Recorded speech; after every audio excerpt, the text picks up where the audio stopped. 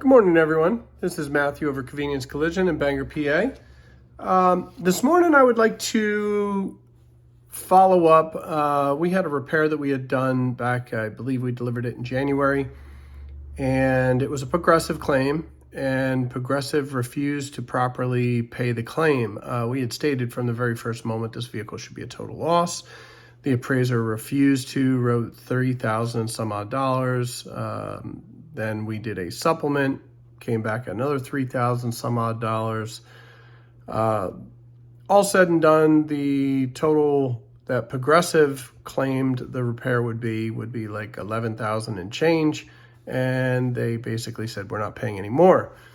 We had to get authorization from our customer to continue the repair because it was going to exceed the actual value of the vehicle, which was roughly about $14,000. So, to make a long story short, we completed the vehicle, we delivered the vehicle. I was in negotiation or attempting to negotiate with the Progressive supervisor, who basically stated he wasn't going to pay anymore and that Convenience Collision was overcharging, et cetera, et cetera. You know, typical run-of-the-mill stuff that always happens. So in an email, I had stated that to have my attorney file the legal action against the insurance company for breach of contract insurance bad faith.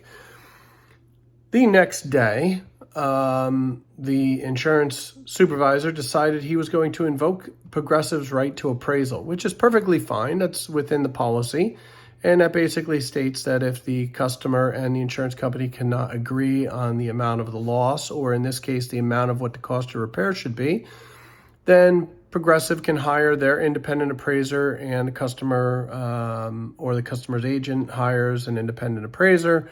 Those two appraisers review the bill and make a determination of what was necessary to properly and effectively restore the damaged property back to its pre-damage condition as best as humanly possible.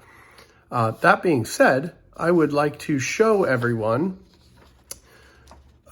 what those appraisers came together at. I had, again, this car was worth about $14,000. I stated it should have been totaled. Progressive absolutely refused. And now the award comes back. $25,764.32. That is what the two appraisers have agreed upon and have awarded Convenience Collision and the client for the actual cost of repairs. Now, the funny part here is that is nearly double the cost of the car, but it is less than what Convenience Collision's final bill is. So the customer is still exposed to about a $10,000 outstanding bill. Yeah, that's, in my opinion, acting in bad faith, especially since the customer wouldn't have to owe a penny if they had just totaled the vehicle when Convenience Collision had stated it was going to be totaled. And Progressive just refused. So again, it is very important to understand as a consumer, you have rights. Even within your policy, you have the right to dispute what an insurance company is claiming is a fair and reasonable cost to repair. And keep in mind, as I always say, insurance companies are bill payers. They do not determine how much it costs to fix a car, for they don't fix cars.